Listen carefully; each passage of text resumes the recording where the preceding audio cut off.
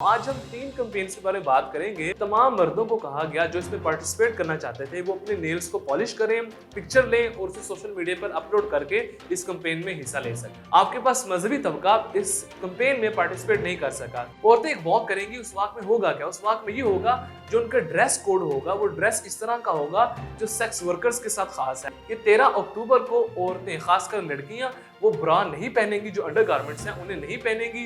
एक पिक्चर लेंगी, उसे सोशल मीडिया पर अपलोड करेंगी और साथ कुछ अल्फाज लिख देंगी जो ब्रेस्ट कैंसर से मुतल्लिक हो, इसकी आगाही से मुतल्लिक हो। कैंपेन्स डिजाइन क्यों की जाती हैं? कैंपेन्स इसलिए डिजाइन की जाती हैं ताकि कोई इशू जो हमारी सोसाइटी में ऐसा है जिसे एड्रेस नहीं किया जा रहा उसे एड्रेस किया जा सके और वो इशू हाईलाइट हो सके, या फिर कोई इशू जिसे जितना एड्रेस होना चाहिए, जितनी उसके बारे में गुफ्तगू होनी चाहिए, अगर वो नहीं हो रही, उस चीज के लिए कैंपेन्स को डिजाइन किया जाता है। अब उन्हें एग्जीक्यूट किस तरह किया जाता है? अब उन्हें परफॉर्म और एग्जीक्यूट करने के लिए कोशिश ये होती है ज्यादा से ज्यादा लोगों को लूप में लिया जाए, ज्यादा से ज्यादा लोग जो डिफरेंट फील्ड से हो उन्हें आमादा किया जाए ताकि वो भी इस कैंपेन में पार्टिसिपेट कर सकें और ये इशू हाईलाइट हो सके। जब ये इशू हाईलाइट होगा, हुकूमतें तभी प्रेशराइज्ड होकर इसके बारे में पॉलिसीज बनाएंगी और ये मसला रिजॉल्व हो सकेगा। अब क्वेश्चन ये है कि हम किस तरह ज्यादा से ज्यादा लोगों को आमादा कर सकते हैं जो डिफरेंट फील्ड से हो, हर तबके से ताल्लुक रखते हो, कि इस कैंपेन में पार्टिसिपेट करें। ये तभी हो सकता है जब हमारी कैंपेन इस तरह की हो जिसमें कोई मुतनाज़ा चीज ना हो, उसे परफॉर्म करने में कोई ऐसी चीज ना हो जो कंट्रोवर्शियल समझी जाती हो। लेकिन अफसोस की बात यह है कि ज्यादातर कैंपेन इस तरह की हैं जिनके मकसद को देखा जाए, जो पर्पस है उनके पीछे, वो बड़े नोबल हैं, बहुत अच्छे हैं, लेकिन जब उनकी एग्जीक्यूशन की तरफ जाएं तो वो इतनी मुतनाज़ा हैं कि लोग ना सिर्फ उसमें पार्टिसिपेट नहीं करते बल्कि साथ साथ उस नोबल इशू से भी पीछे हट जाते हैं। तो कैंपेन्स को इस तरह डिजाइन करना चाहिए जो कि इंक्लूसिव हो, डिवाइसिव ना हो। आज हम 3 कैंपेन्स के बारे में बात करेंगे जिनके मकसद बहुत ही नोबल हैं, बड़े ही खूबसूरत और हसीन हैं, लेकिन जिस तरह उनको डिजाइन किया गया वो इतना मुतनाज़ा था जिसकी वजह से लोगों ने ना सिर्फ उन पर बात करना बंद कर दी बल्कि लोगों ने उस इशू के बारे में गुफ्तगू करना और इस इशू के बारे में सोचना ही छोड़ दिया, क्योंकि वो इशू एसोसिएट किया जाने लगा उन लोगों के साथ जो लोग इस कैंपेन में हिस्सा लेते थे। पहली कैंपेन है पॉलिश्ड मैन। अब इस कैंपेन का मकसद क्या था? इस कैंपेन का मकसद ये था कि बच्चों पर पूरी दुनिया में जो जुल्म और ज्यादती होती है उसे कम किया जा सके और उसे खत्म किया जा सके। लेकिन इसकी एग्जीक्यूशन किस तरह हुई? क्या कैंपेन्स की जो डिजाइन था वो किस तरह का था?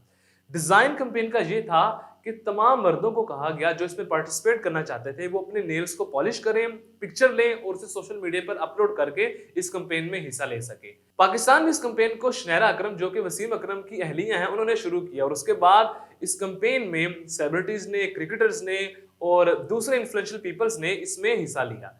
अब मकसद इसका बहुत नोबल और अच्छा लगता है, लेकिन इसकी एग्जीक्यूशन जो थी वो मुतनाज़ा बन गई। मुतनाज़ा इस तरह बन गई, आपके पास मजहबी तबका इस कैंपेन में पार्टिसिपेट नहीं कर सका क्योंकि उनके नजदीक और ये था, और ये बात हकीकत भी है, कि नेल्स पॉलिश लगाना या नेल पॉलिश करना ये औरतों के साथ खास है और उन लोगों ने ऐसा करना पसंद नहीं किया, ऐसा करना मुनासिब नहीं समझा, जिसकी वजह से जो ये इशू था जो कि बहुत ही नोबल था उसमें उलमा इकराम, जो पूरे पाकिस्तान के उलमा थे, वो इसमें हिस्सा नहीं ले सके, जिसकी वजह से एक बहुत बड़ा लॉस हुआ। जितने ज्यादा लोग इसमें बात करते उतना ही इस इशू ने ज्यादा हाईलाइट होना था, उतना ही प्रेशर हुकूमत पर आना था और फिर पॉलिसीज बननी थी। लेकिन पता नहीं क्यों हम कैंपेन को डिजाइन क्यों इस तरह का करते हैं जो कि डिवाइसिव होता है, जिसकी वजह से एक खास तबका तो उसमें पार्टिसिपेट कर सकता है लेकिन एक बड़ा तबका उसमें पार्टिसिपेट नहीं कर सकता। दूसरी कैंपेन है स्लट वॉक। अब स्लट वॉक का पर्पस क्या, मकसद क्या है? स्लट वॉक का मकसद ये था कि पूरी दुनिया में औरतों पर तरह तरह के जुल्म ढाए जाते हैं, वो चाहे घरेलू तशद्दुद हो,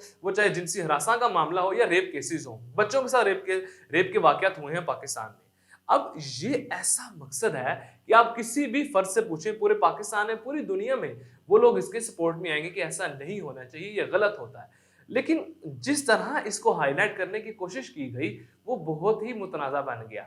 अब स्लट वॉक में होता क्या, इसकी एग्जीक्यूशन क्या थी? इसकी एग्जीक्यूशन ये थी, औरतें एक वॉक करेंगी, उस वॉक में होगा क्या? उस वॉक में ये होगा जो उनका ड्रेस कोड होगा वो ड्रेस इस तरह का होगा जो सेक्स वर्कर्स के साथ खास है, वो ऐसा लिबास होगा जो स्लट्स के साथ खास है। अब स्लट का मतलब ये है वो औरतें जिन्हें बुरी तस्वुर किया जाता है, जो फाहिशा औरतें होती हैं या जो सेक्स वर्कर्स हैं, उन्हें स्लट भी कहा जाता है। अब इशू देखें आप, ओरिजिन जो भी हो किसी कैंपेन का, आप कैंपेन को डिजाइन इस तरह करें कि बड़ा तबका आपको सपोर्ट कर सके पूरी दुनिया में, ना कि इस तरह करें कि इशू इतना अच्छा हो और लोग उससे दूर हो जाए, और ना सिर्फ उसे सपोर्ट ना करें बल्कि उस इशू पर बात करना भी बंद कर दें। अब इस कैंपेन को ना सिर्फ कुछ खास ममालिक में पजीराई मिली बल्कि पूरी दुनिया में इस पर बात हुई और लोगों ने इस पर वॉक्स मुनक्किद भी की। एशिया में, इंडिया में इसके लिए एक मुतबादिल लफ्ज बनाया गया जो था बेशर्मी मोर्चा। अब आप लफ्ज देखिए, बेशर्मी। अब इस तरह के लफ्ज जब बनाए जाएंगे उसकी वजह से जो हमारे मजहबी लोग हैं, जो रिलीजियस पीपल हैं, वो बिल्कुल सपोर्ट नहीं करेंगे और रिलीजियस पीपल के अलावा भी एक बड़ा तबका उसे सपोर्ट में नहीं आएगा।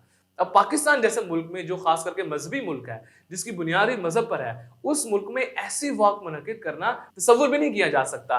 क्यों ना इस तरह इस कैंपेन को डिजाइन किया जाता कि ये इंक्लूसिव होती, हर तरह के लोग इसमें पार्टिसिपेट कर सकते हैं और ये जो इशू है, जो बहुत ही खूबसूरत इशू है और इस पर बात करनी चाहिए, औरतों पर जुल्म खत्म होना चाहिए, रेप केसेस खत्म होने चाहिए, लोगों ने इस पर बात करना ही बंद कर दी। तीसरी कैंपेन, इसका नाम है नो ब्रा डे। अब ये कैंपेन बड़ी शॉकिंग सी कैंपेन है।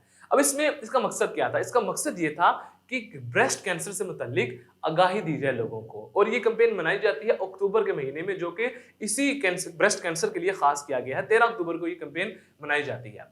अब इस ये मकसद बहुत अच्छा लगा कि जो ब्रेस्ट कैंसर है उससे कई खवातीन अपनी जान से हाथ धो बैठती हैं, तो इस पर बात की जाए, लोगों को आगाही दी जाए खवातीन को, ताकि वो जान सकें कि इसके सिम्टम्स क्या हैं और इससे बचा किस तरह जा सकता है और किन से रुजू करना चाहिए।